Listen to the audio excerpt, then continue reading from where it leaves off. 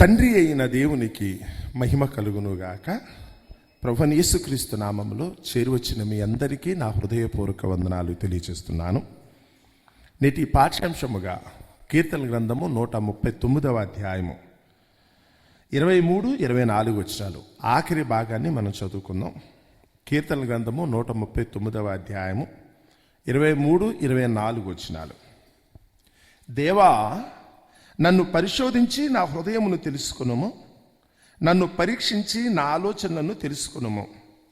నీకు ఆయాసకరమైన మార్గము నా యందున్నదేమో చూడుము, నిత్య మార్గమున నన్ను నడిపింపుము. దేవుడు తన పరిశుద్ధ వాక్యమును మన వినికిడిలో దీవించి ఆశీర్వదించునుగాక. ఆమేన్. మరి చదవబడిన ఈ కీర్తన, మరి ఇది 5వ భాగం. మన ఈ వారంలో అయితే కనుక 5 రోజులు వరుసగా దీన్ని చదువుకున్నాం.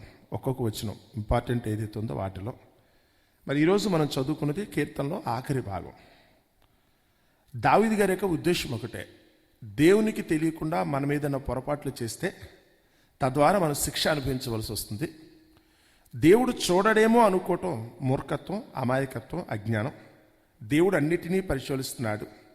లోకంలో ఏ మానవులకి తెలియని సంగతులు కూడా, చివరికి ప్రతి మనిషి హృదయాంతరంగంలో ఉన్న సంగతులన్నిటిని గురించి కూడా, వారి ఆలోచనలన్నిటిని కూడా దేవుడైతే కనుక చూస్తున్నాడు, ఆయన వినగలుగుతున్నాడు, పరిశీలిస్తున్నాడు.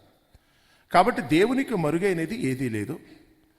దేవునికి మరుగైనది ఏదీ లేదు. కాబట్టి ఆ దేవుని సన్నిధిలో మనమందరము కూడా, ప్రతి ఒక్కరము కూడా వినయపూర్వకంగా ఉండాలి. ఆయన చూస్తున్నాడన్న సంగతిని గుర్తెరిగి ఎల్లప్పుడూ మన భయభక్తులు కలిగి ఉండాలన్న సంగతిని గురించి ఆయన అయితే కనుక ఈ మాటలు రాశారు. ఇక కంక్లూషన్కి వచ్చినప్పుడు లాస్ట్గా ఆయన ఒకటే మాట అంటున్నాడు. మనుషులు అనుకున్న మనం ఈరోజు ఒక విధంగా ఈ తరంలో బ్రతుకుతున్న మనకు దేవుని చిత్తం ఎరిగిన దావీదునుకున్న వ్యత్యాసం, ఈరోజు దేవునిలో ఉన్నామని మనం చెప్పుకుంటూ కూడా చివరికి దేవునికి ఎంత దూరంగా బ్రతుకుతున్నామో. నిజంగా దేవుని ఎరిగిన వారైతే కనుక ఎలాంటి ఆలోచనతో ఉంటారనడానికి ఇది ఒక మంచి ఉదాహరణ, సాదృశ్యం. చూడండి ఆయన ఏమంటున్నాడో ఆ మాట నేను చదువుతున్నాను. 24 వచనం ఫైనల్గా అండర్లైన్ చేసుకోండి. నీకు ఆయాసకరమైన మార్గము నా యందున్నదేమో చూడుము. దేవునికి ఆయాసకరమైన మార్గము నీలో ఉందేమో చూసుకోవాలి. సహజంగా మనం అందరము కూడా ఈరోజు విశ్రాంతి దినము కనుక దేవుని సన్నిధికి అందరూ వెళతారు. వెళ్ళినప్పుడైతే కనుక అక్కడ చేసే పని మనకు ఆయాసకరంగా ఏది ఉందో అదన్నీ కూడా దేవునితో చెప్పుకుంటూ ఉంటారు. నీకు ఏదైతే ఆయాసకరంగా ఉందో దాన్ని దేవుని ముందు చెప్పడం అనేది మనకి రివాజ్. ఈరోజు చూడండి, ప్రార్థన అనగానే మొదలు పెడతారు. ఎక్కడికి వెళ్ళినప్పుడు కూడా దేవుని ముందు మోకరిల్లిన ప్రతి సందర్భంలో కూడా నీకేదైతే కష్టంగా ఉందో, నువ్వు ఏదైతే కనుక భరించలేకపోతున్నావో, దేనిని బట్టి అయితే నువ్వు ఇబ్బంది పడుతున్నావో అది దేవునికి మొరపెట్టడానికి, ఆయన ముందు అయితే కనుక ఇది శోకించడానికో లేకపోతే కనుక ఆయన ముందు ఆర్తనాదాలు చేయడానికో మనం ప్రయత్నిస్తున్నాం. ప్రభా, నా ఒంట్లో బాగులేదు ప్రభా, లేకపోతే నా ఇంట్లో బాగులేదు, నా కుటుంబంలో బాగులేదు, నా భర్త పరిస్థితి బాగులేదు, లేకపోతే నా భార్య పరిస్థితి బాగులేదు, నా పిల్లలను బట్టి, నేను చేసే వృత్తిని బట్టి, నా వ్యాపారాన్ని బట్టి, నా చుట్టూ ఉన్న సమాజాన్ని బట్టి నాకేదో ఇబ్బంది కలుగుతుందన్న ఉద్దేశంతో దేవునికి మొరపెట్టడమే తప్ప, ఎంతసేపు వాళ్ళలో లోపాలు ఉన్నాయి, వాళ్ళు చేసే పనులు బట్టి, నాకు ఎదురవుతున్న ఇబ్బందులు బట్టి నేను బాధపడుతున్నానని దేవుని ముందు చెప్పడమే తప్ప, వాస్తవంగా దేవుని ముందుకు వచ్చినప్పుడు ప్రభువా నీకు ఇబ్బంది కలిగించే పరిస్థితి నాలో ఏముందో చూడు అంటూ ఎవరికి నా చేతనైందా? ఈరోజు ప్రపంచంలో ఎవరి దగ్గరికి వచ్చినప్పుడు కూడా, దేవుడు అనే మాట దగ్గరికి వచ్చినప్పుడు ఎంతసేపు తాను సోది తాను చెప్పడమే తప్ప, దేవుని ముందుకెళ్ళి నాకు అది కావాలి, ఇది కావాలి, ఇది ఇబ్బందిగా ఉంది, అది ఇబ్బందిగా ఉందని కంప్లైంట్ చేయటమే తప్ప, ఇంతకీ దేవుని దగ్గరికి వెళ్ళి ప్రభువా ఒక్కసారి నన్ను పరిశీలించి, నీకు ఇబ్బంది కలిగించే పరిస్థితి నాలో ఏముందో చూస్తావా? నీకు ఆయాసకరమైన పరిస్థితి నాలో ఏముంది? నీకు నచ్చనిది నాలో ఏముంది? నా భార్య నాకు నచ్చలేదని చెప్పేవాడు ఉంటాడు, నా భర్త ప్రవర్తన బాగలేదని చెప్పే భార్య కూడా ఉంటుంది. ఈరోజు నా పిల్లల ప్రవర్తన బాగులేదు, నా తల్లిదండ్రుల ప్రవర్తన బాగులేదు, అందరి మీద మనకు కంప్లైంట్లే కదండి. మన ఇరుగింటి వాళ్ళు, పొరుగింటి వాళ్ళు, చుట్టూ ఉన్న సమాజం దగ్గరికి వచ్చినప్పుడు వాళ్ళు అలా చేస్తున్నారు, వీళ్ళు ఎలా చేస్తున్నారు, నాకు నచ్చట్లేదు అంటే నీ అభిప్రాయంతో ఎవరిని ఏకీభించకపోతే ఆ విషయాన్ని అయితే మాత్రం పెద్ద సమస్యగా చూసుకొని దేవుని ముందుకు వచ్చే కనుక అవన్నీ కూడా శోకండాలు పెడుతున్నాం. కానీ ఇంతకీ నువ్వు దేవునికి నచ్చేటట్టుగానే ఉన్నావా? నీ మార్గములు దేవునికి నచ్చేటట్టుకున్నాయి లేదు నీకు తెలుసా? ఆయన 15వ కీర్తన రాసిన, 26వ కీర్తన రాసిన, అది ఇక్కడికి వచ్చేప్పుడు కూడా కీర్తనకారుడు అదే చెప్తున్నాడు. దావీదు గారే ఆ కీర్తనలన్నీ రాసుకున్నాడు. నన్ను పరిశీలించు, నన్ను పరిశోధించు, నాలో ఉన్న లోపం ఏంటో నేను అనుకుంటే కుదరదు కదా, నీకు ఇష్టంగానే నేను ఉన్నానా? 26వ కీర్తన ఒకవేళ కనుక దీనికి ఒకసారి ఉపసంహారంగా చదివామనుకోండి, అక్కడ ఏమంటున్నాడు ఒకసారి ఇది మూసేయకుండా ఆ 26వ కీర్తన ఒకసారి నేను 4 వచనాలు చదువుతున్నాను చూడండి. 26వ అధ్యాయము కీర్తన గ్రంథం 9వ వచనం నుంచి, యెహోవా నేను యథార్థవంతుడనే ప్రవర్తించుచున్నాను, నాకు తీర్పు తీర్చుము. నేను యథార్థవంతుడిగా నేనున్నాను, నాకు తీర్పు తీర్చు. జడ్జిమెంట్ ఇవి నిజమేనా? నేను అనుకుంటున్నాను యథార్థవంతుడిగా ఉన్నాను అని. నీ దృష్టిలో నేను యథార్థవంతుడిగా ఉన్నానా లేదన్న సంగతి నేను అనుకుంటే కాదు, నువ్వు చెప్పాలి ఆ సంగతి. నీ త్రాసులో నేను తేలిపోయానా, సరిగా తూగానన్న సంగతి నువ్వు చెప్పాలి. నేను అనుకుంటే ఎట్లా? నేను రక్షణ పొందాను అని నేను అనుకోవటం కాదు, నేను రక్షణ పొందానని సర్టిఫై చేయాల్సింది నువ్వు. నేను దేవుని మార్గంలో ఉన్నానని నేను అనుకుంటున్నాను, దేవుని చిత్తాన్ని అనుసరించి జీవిస్తున్నానని నేను ప్రచారం చేసుకుంటున్నాను. కానీ వాస్తవంగా నేను దేవుని దృష్టిలో యథార్థంగా ఉన్నానా లేదా, ఆయనకి ఇష్టంగా ఉన్నానా లేదా, ఇవన్నీ సర్టిఫై చేయాల్సింది ఆయన. వాస్తవంగా అయితే కనుక సర్టిఫై చేసే రోజు ఒకటి ఉందండి, ఫైనల్ డే ఒకటి ఉంది కదా. నువ్వు ఎలాగే ఈ లోకం నుంచి వెళ్ళిపోయిన తర్వాత నీకు తీర్పు తీర్చే రోజు ఒకటి ఉంది. కానీ ఆ రోజు కాకుండా నువ్వు బ్రతుకున్నప్పుడే చెక్ చేసుకున్నావా?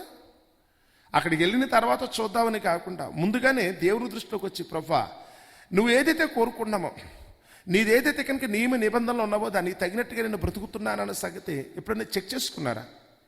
దావీదైతే మాత్రం అనుక్షణం కూడా దేవుని సన్నిధిలో ఇలాగే ఉన్నాడు. ఆయనకి మ్యాటర్ అర్థమైంది, నేను అనుకున్నవన్నీ మంచివి కాదు, నేను చేసేవన్నీ కూడా కరెక్ట్ కాదు. సొలొమోను అయితే కనుక బహుశా ఈయన చరిత్ర బాగా చదివి సొలొమోను సామెతలు రాసినప్పుడు 3 సార్లు ఆ మాటనైతే చెప్పాడు. ఒక వ్యక్తికి ఒక చూసినప్పుడైతే కనుక నీ దృష్టికి అనుకున్నప్పుడు న్యాయమైనది కావచ్చు, నీ దృష్టిలో యథార్థమైనది అని కూడా నువ్వు అనుకోవచ్చు, నీ దృష్టికి అయితే కనుక సత్యమైనది కూడా నువ్వు అనుకుంటున్నావు. నువ్వు అలాగే చెప్తావు, నేను న్యాయవంతుణ్ణి, నేను యథార్థవంతుణ్ణి, నేను సత్యమే పలుకుతున్నాను నువ్వు అనుకుంటున్నావు. అది నీ భ్రమ. మనిషిగా నువ్వు అనుకుంటే కాదు, నీ ఇష్టాన్ని నెరవేర్చుకుని నేను కరెక్ట్గా ఉన్నానని చెప్పి మనుషుల ముందు పొగడ్తలు కాదు. నువ్వు కరెక్ట్గా ఉన్నావా లేదని సంగతి సర్టిఫై చేయాల్సింది ఎవరు? దేవుడు నేను సర్టిఫై చేశాడా? ఒకవేళ కనుక దేవుని దృష్టిలో కనుక నువ్వు కనుక సర్టిఫై చేయబడితే ఎలా ఉంటుందో తెలుసా? ఆదికాండం 22వ అధ్యాయంలో అబ్రహామును పరిశోధించిన తర్వాత, ఫైనల్ టెస్ట్ అబ్రహాము పెట్టిన తర్వాత దేవదూత అయితే కనుక అబ్రహాముతో మాట్లాడుతుంది. ఇందువలన నీవు దేవునికి భయపడువాడు అన్న సంగతి తెలిసింది. నీ ఒక్కగానొక్క కుమారుని దేవునికి ఇవ్వటానికి కూడా నువ్వేమాత్రం అభ్యంతర పడకుండా నువ్వు ఇష్టపడ్డావు, చూసావు. ఇదే నువ్వు దేవునికి భయపడుతున్నావు అన్న సంగతి అర్థమైంది. నువ్వైతే కనుక పరీక్షలో పాస్ అయ్యావు కదా అని. అబ్రహాముకు ఒక్కసారి సర్టిఫికెట్ వచ్చిన తర్వాత ఇంకా జీవితంలో శోధనలు లేవండి. అబ్రహాం ఒక్కసారి ఫైనల్ టెస్ట్లో పాస్ అయ్యాడని ఎప్పుడైతే కనుక దేవుని చేత అనిపించుకున్నాడు, ఇక తర్వాత అబ్రహాంకి దేవుడు శోధించలా. ఇక ఏ శ్రమ ఆయనకి కలగలేదు, ఆయన మౌనం ఉండిపోయాడు. ఇంక తర్వాత అంతా కూడా పీస్ఫుల్ లైఫ్, నెమ్మదికరంగా సమాధానకరంగా ఆయన బ్రతికాడు. తర్వాత ఆయనకి టెస్టులే, కూల్గా ఉన్నాడు. ఆయన చాలా కూల్గా ఉన్నాడు. ఎక్కడికి వెళ్ళినప్పుడు కూడా అందరి ముందైతే కనుక మంచి పేరు కూడా ఉన్నది. అప్పుడు తర్వాతే అంటున్నారు, శారమ్మ గారు చనిపోయిన సమయంలో 23వ అధ్యాయం మనం చదువుతున్నప్పుడు ఆఖరికి వచ్చినప్పుడు, నువ్వు మా మధ్యన మహారాజు అయి ఉన్నావు కదా, వాళ్ళు ఇచ్చిన సర్టిఫికెట్ అది. నువ్వు మా మధ్యన మహారాజులో ఉన్నావు అంటే మహారాజుగా అబ్రహాము వచ్చాడు అనుకున్నప్పుడు దేవుడు పెట్టిన అన్ని పరీక్షల్లో కూడా ఆయన చక్కగా ఉత్తీర్ణుడయ్యాడని అర్థం, పాస్ అయ్యాడు. మరి నీ దగ్గరికి వచ్చేటప్పటికల్లా దేవుడు నిన్ను పరీక్షిస్తున్నాడు. ఏ రోజున కానీ సర్టిఫై చేశాడా? ఎప్పటికప్పుడు నిన్ను అనుకుంటున్నాను, నిన్ను నువ్వు పొగుడుకుంటున్నాయేమో, నేను గొప్పదాన్ని కదా, గొప్పోడిని కదా, అబ్బో నా అంత భక్తుడు లేడు కదా అని మీరు అనుకుంటున్నారు. నిజంగానే దేవుని ఎందుకు భయభక్తులు కలిగి ఉన్నదా లేదని సర్టిఫై చేయాల్సింది దేవుడు. ఒకసారి కనుక ఆయన సర్టిఫై చేశారనుకున్నప్పుడు మరలా నీకు శోధన కలుగుతుంది. ఒకటే గుర్తుపెట్టుకోండి, మరలా నీకు శ్రమ కలిగే పరిస్థితి రాదు. దేవుని చేత ఎవరైతే కనుక ఎన్నిక చేయబడ్డారో వాళ్ళ బ్రతుకులు వేరుగా ఉంటాయి. మీరు ఎవరి గురించి మాట్లాడుకున్నది చూడండి. చివరికి దావీదు గారి దగ్గరికి వచ్చినారు, ఒక ఇస్సాకా, యాకోబు, వాళ్ళందరి చరిత్రలు చదవండి. ఒకసారి దేవుని దృష్టిలో వాళ్ళందరూ కూడా ఏ రోజైతే కనుక వాళ్ళైతే కనుక దేవుని ముందు ఉత్తీర్ణులు అయ్యారనిపించుకున్నారో తర్వాత వాళ్ళ బ్రతుకులైతే కనుక నెమ్మదిగా సాగింది. ఏ శత్రువు వారికి హాని చేయలేదు, ఎవరి వల్ల వాళ్ళ నిందలో అపాదులు పడవలసిన ఆవశ్యకత వాళ్ళకి రాలా. అప్పటి వరకు వాళ్ళు అనుభవించిన భయము, ఆందోళన ఏదైతే ఉందో వాటి అన్నిటినీ దేవుడు తీసివేశాడు. యాకోబు గారి దగ్గరకు వచ్చినప్పుడు కూడా ఎబ్బోకు రేవు దగ్గర ఆయన పడిన పాటలు, ఆయన అనుభవించిన బాధ తర్వాత ఇంకా ఆయనకి లేదండి. ఏ రోజైతే కనుక దేవుడు నువ్వు వచ్చే ఐగుప్తు దేశానికి వచ్చే అన్న తర్వాత ఇంకా మారు మాట్లాడటానికి ఏమీ లేదు. తర్వాత రాజు ముందు నుంచినప్పుడు కూడా ఆ ఫరో చక్రవర్తిని దీవించి వెళ్ళగలిగేంత స్థితి యాకోబుకి వచ్చింది. తన పిల్లలందరూ కూర్చోబెట్టుకుని అందరికీ చెప్పవలసింది చెప్పి నవ్వుతూ వెళ్ళిపోవలసిన పరిస్థితి యాకోబుకి వచ్చింది. ఒకప్పుడు ఆయన మోసగాడిగా అభివర్ణించబడిన వాడే, అన్న చేత చేత్కరించబడిన వాడే, తండ్రి కూడా అయితే కనుక తప్పు పట్టే పరిస్థితిలోనే యాకోబు ఉన్నాడు. కానీ ఒక్కసారి దేవుని దృష్టిలో కనుక ఆయన గొప్పడు అనిపించుకున్నాడు అనుకుంటే, పేరు మార్చబడిన తర్వాత, ఇజ్రాయేల్ అని పేరు పెట్టబడిన తర్వాత ఇంక యాకోబు జీవితం మరొకలా ఉంది. మన దగ్గరికి వచ్చినప్పుడు కూడా అదే. ఆయనకి ఆయాసకరమైన మార్గం నీలో ఉందేమో అని ఎప్పుడైనా చెక్ చేసుకున్నారా? నన్ను నేను పొగుడుకోవటం కాదు, నన్ను నేను గొప్ప చేసుకోవటం కాదు, ఇంతకీ దేవుని చేత నేను గొప్ప చేయబడే పరిస్థితులు నేను ఉన్నానా లేదన్నది ఇక్కడ ప్రశ్న. లోకంలో మీరు ఎవరైనా కావచ్చు, ఎలాంటి స్థితిలో అయినా ఉండొచ్చు, కానీ దేవుని దగ్గరికి వచ్చినప్పుడు తగ్గండి. ముందు ఆయన అడగండి. నాకే అన్నీ తెలుసని మీరు అనటం కాదు, కానీ అట్లీస్ట్ మీ వ్యక్తిగతమైన ప్రార్థన దగ్గరికి వచ్చినప్పుడన్నా, ప్రభువా నన్ను ఒకసారి పరిశీలించువా, నన్ను పరిశోధించు ప్రభువా, నీ దృష్టికి ఆయాసకరమైన మార్గం నాలో ఏదైనా పొరపాటు ఉంటే చెప్పవు, దాన్ని సరి చేసుకునే ఛాన్స్ నాకు ఇవ్వా ప్రభువా, నన్ను కడుగు ప్రభువా అనేటట్టు ఉండాలి. ఇగో దావీదు గారు అయితే కనుక అదే చెప్తున్నాడు. 2వ వచనం అంటున్నాడు చూడండి, 26 వచనం, యెహోవా నన్ను పరిశీలించుము, నన్ను పరీక్షించుము, నా అంతరింద్రియములను నా హృదయమును పరిశోధించుము, నీ కృప నా కన్నుల ఎదుట ఉంచుకొని ఉన్నాను, నీ సత్యమును అనుసరించి నడుచుకొనుచున్నాను, పనికి మారిన వారితో నేను సాంగత్యము చెయ్యను. అంటే దేవునికి ఆయాసకరమైన మార్గం అన్నారు అనుకోండి. దేవునికి ఆయాసకరమైన మార్గం, నువ్వు చేసే సాంగత్యం దేవునికి నచ్చలేదు. కొన్ని సందర్భాల్లో భర్త చేసే సహవాసం భార్యకి నచ్చదండి, చెప్పలేకపోవచ్చు, చెప్పి ఆయన వినకపోవచ్చు. కొంతమందితో చేసే సహవాసం అది కాపురానికి ఇబ్బంది కలిగించే పరిస్థితి వస్తుంది. భార్య కూడా కొన్ని సందర్భాల్లో చేయకున్న వారితో సహవాసం చేయటం, భర్త ముత్తుకుంటూ ఉంటాడు, కొన్నిసార్లు కొట్లాట కూడా జరుగుతుంది, కానీ వినరుగా. నాకు నచ్చలేదు అంటాడు ఆయన, లేకపోతే ఈవిడు కూడా ఆయన్ని చూసి నచ్చలేదు అనొచ్చు. పిల్లలు చేసే సహవాసం చూసినప్పుడు కూడా మనకు కూడా చిరాకు అనిపిస్తూ ఉంటుందండి. మానవ, ఇక ఎప్పటికి కూడా అయితే కనుక ఆ సహవాసాన్ని వదిలిపెట్టవా, పనికి మాలిన వారితో నీకేంట్రా. ఎన్నో సందర్భాల్లో తల్లిదండ్రులు పిల్లల గురించి అయితే కనుక ఇలాగే మాట్లాడతారు, ఎక్కడా వింటేగా. తల్లిదండ్రులకి ఆయాసకరమైన పనులు చేసినప్పుడు తల్లిదండ్రులు ఖచ్చితంగా ఇలా కోపగిస్తారని. మరి నువ్వు కూడా చేస్తున్నావు తెలుసా, దేవునికి నచ్చని వారితో నువ్వు సాంగత్యం చేస్తున్నావు. వారంటే దేవునికి నచ్చదు, పనికి మారిన వారు, వారి వల్ల ఏమీ లేదు, చివరికి ఏ ఫలము రాదు, వారు ఏ రిజల్ట్ ఇవ్వలేరు, ఊరికే బ్రతుకుతారంతే. లోకంలో ఉన్నంతసేపు గంభీరంగా ఘనంగా బ్రతికే వాళ్ళు ఉండొచ్చు, అందచందాలతోనో ఆటపాటలతోనో సుఖ సంతోషాలతో ఉండేవాళ్ళు ఉంటారు. ఏంటి వీళ్ళ వల్ల ప్రయోజనం ఏంటి? ఇలాంటి వారిని చూస్తూ నువ్వు ఒకవేళ కనుక ఏమంటారు అక్కడ, వాళ్ళు అనుసరించడానికి నువ్వు ప్రయత్నిస్తున్నావు, వాళ్ళ మీద నువ్వు మరులు గొల్పబడేటట్టుగా నువ్వు వెళ్ళిపోతున్నాయేమో. ఆశ కలుగుతుంది కదా, డిజైర్స్ అంటారు. అందగత్తెను చూసినప్పుడు, అందగాళ్ళను చూసినప్పుడు, ధనవంతులను చూసినప్పుడు, లేకపోతే కనుక ఆటగాళ్ళనో పాటగాళ్ళనో చూసినప్పుడు తెలియకుండా వారి మీద మనమైతే కనుక దురభిమానాన్ని పెంచుకునే పరిస్థితి వస్తుంది. వాళ్ళ జీవితం తప్పు, ఆ సంగతి నీకు తెలుసు, కానీ అది సుఖవంతమైన జీవితం కావాలి నాకు. మనం కోరుకునే విధానం అదండి. వాళ్ళు చేసేది తప్పు, వ్యభిచారంతో కూడుకునే జీవితం. ఏ సినిమా యాక్టర్ దగ్గరికి వచ్చేటప్పుడు కూడా వాళ్ళు చేసేది ఏంటి? వాళ్ళు ఒక్కరన్నా కనీసం వాళ్ళ బ్రతుకులైతే కనుక యథార్థత ఉంటుందా, సత్యం ఉంటుందా, పవిత్రత ఉంటుందా అంటే కనుక ఎవ్వనో చూడాలి. కాకపోతే వాళ్ళు అందంగా ఉంటారు. వాళ్ళైతే కనుక ధన సంపదలతో తొలతూగిపోతారు కనుక వారి మీద అయితే కనుక మనం ఆశలు పెట్టుకునే పరిస్థితి వస్తుందండి. వారిని చూసి అభిమానించే పరిస్థితి. ఇళ్లలో కూడా వాళ్ళు ఫోటోలు పెట్టి తిరిగే వాళ్ళు కూడా ఉంటారు. ఇది వ్యభిచారులనా? ఏమి అంటే కనుక ఏం సమాధానం చెప్పలేము. ఏదైనా ఒక రాజకీయవేత్తల దగ్గరికి వచ్చినా, ఆటగాళ్ళ దగ్గరికి వచ్చినా, పాటగాళ్ళ దగ్గరికి వచ్చినా, ఒక వ్యక్తి యొక్క జీవితం అయితే పవిత్రంగా ఉంది, వీళ్ళు మనకు ఆదర్శంగా ఉన్నారు, వీళ్ళని అనుసరిస్తే ఏదో యవన దశలో మాత్రమే కాదు, వృద్ధాప్యంలోకి వచ్చినప్పుడు కూడా నాకు గౌరవం వస్తుందని చెప్పే పరిస్థితి ఎవరికొని చెప్పండి. ఈరోజు లోకంలో మీరు ఎవరిని ఒకళ్ళు కనుక అనుసరించి నడుస్తున్నప్పుడు కూడా, ఎవరిని ఆదర్శంగా తీసుకున్నా, ఈరోజు ఒకళ్ళు మీకు బాగున్నదేమో, కానీ మీకు ఒక్కటే గుర్తుపెట్టుకోండి, ఒక సమయం వచ్చిన రోజున మీరు పెద్దవారు అవుతారు. వృద్ధాప్యం వచ్చినప్పుడు ఆ సమయంలో గడిచిన కాలంలో మీరు చేసిన పనులు మీకు జ్ఞాపకం వస్తే, లేదా ఎవరన్నా మీకు జ్ఞాపకం చేస్తే, ఆ సమయంలో మీరు చేసిన పనులను బట్టి మీరు ఆనందించే పరిస్థితి వస్తుందా, సిగ్గుపడే పరిస్థితి వస్తుందా? మీరు సిగ్గుపడే పరిస్థితి వస్తుంది. ఒక్కటి మాత్రమే, భవిష్యత్తును గురించి అవగాహన కలిగిన ఎవరైనా ఎలాగే ఉంటారు. సామెతలు కాదు, ప్రసంగి గ్రంథంలో సొలొమోను చెప్తున్నారు కదా, జ్ఞానులతో సమ్ములైన వారు ఎవరు, జరగబోవు వాటి భావమును ముందుగా ఎరిగిన వారు గొప్పవాడు. జ్ఞానం అనే మాటకు వస్తే కనుక జరగబోయేది. ఈరోజు పరిస్థితుల గురించి ఎవరో మాట్లాడకండి, ఈరోజు ఇలాగే ఉంది, కంగారు పడకండి. కానీ ఒకటే ఫైనల్గా అందరికి వచ్చేది ఇదే, నీ వృద్ధాప్యంలోకి వచ్చినప్పుడు, నువ్వు నడవలేని పరిస్థితుల్లో, లేవలేని పరిస్థితుల్లోకి వచ్చినప్పుడు నీకు తోడుగా ఉండేది ఎవరో నీకైనా అర్థమవుతుందా? లేదా నీ ఒంట్లో ప్రాణం పోయిన రోజున, ఈ లోకంలో అయితే కనుక నీ ఆయుష్కాలం తీరిన రోజు, ఈ లోకంలో నీ ఆయుష్కాలం ముగిసిపోయిన రోజున నువ్వు వెళ్ళిపోతావు కదా, ఆ సమయంలో నీకు తోడుగా వచ్చేది ఎవరో ఒక్కసారి ఆలోచించండి. ఇది తెలుసుకుంటే మీరు జ్ఞానవంతులే. నేను వెళ్ళేటప్పుడు నాకు తోడుగా వచ్చేది ఎవరు? ఈరోజు నేను సంపాదించిందంతా వదిలిపెట్టి వెళ్ళిపోవాలి. నా వాళ్ళు అనుకున్న వాళ్ళు ఎవరైతే ఉన్నారో వాళ్ళందరినీ నేను వదిలిపెట్టుకుని వెళ్ళిపోవాలి. ఈ లోకంతో నాకు సంబంధం లేని రోజు, నా చీటీ చిరిగిపోయే రోజు అంటారు. ఒకవేళ కనుక లోకంలో సరదాగా కొంతమంది అంటారు కదా, వాస్తవం అదే, నా చీటీ ఏదైతే చిరిగిపోతుంది, రేషన్ కార్డు కొట్టేస్తారు, ఓటర్ కార్డు కొట్టేస్తారు, ఆధార్ కార్డు చింపేస్తారు. లోకంలో నాకు ఏదైతే ఉందో వాటన్నిటిని కూడా నేను కోల్పోయే రోజు ఒకటి వస్తుంది. నాకు ఇష్టమన్నా లేకపోయినది ఖచ్చితంగా జరుగుతుంది. నేను ఎన్ని వందల కోట్ల రూపాయలు సంపాదించినా, వేల ఎకరాలు సంపాదించినా, లేకపోతే టన్నులు కొద్ది బంగారం పోగేసుకున్నా, అది ఏది కూడా నాది కాని రోజు ఒకటి రాబోతుంది. ఆ రోజున నేను ఒంటరివాడిగా ఉంటాను. ఆ రోజు నేను ఒంటరివాడిగా ఉండిపోతున్నాను. ఆ రోజు నాకు తోడు వచ్చేది ఎవరు? ఇది ఒక్కటి తెలుసుకుంటే కనుక మీరు జ్ఞానవంతులే. ఇది తెలుసుకోవడం కోసమే ఎంతోమంది మహానుభావులు అయితే కనుక తమ జీవిత కాలాన్ని కూడా వెచ్చించారని, వారందరూ కూడా వీటి కొరకే వాళ్ళైతే కనుక ఆశపడ్డారు. ఆ రోజు నేనైతే కనుక ఒంటరిగా మిగిలిపోయిన రోజున నన్ను దేవుడు ఒకరు ఎత్తి పట్టుకుని తన సన్నిధికి చేర్చుకోవాలనుకుంటే నాలో ఏముండకూడదో తెలుసా? ఆయనకు ఆయాసకరమైన మార్గము ఏది ఉండకూడదు. అప్పటి వరకు నేను జీవించిన జీవితంలో దేవుడైతే కనుక బాధపడే పరిస్థితి రాకూడదు. నన్ను చూసి చేత్కరించుకునే పరిస్థితి రాకూడదు.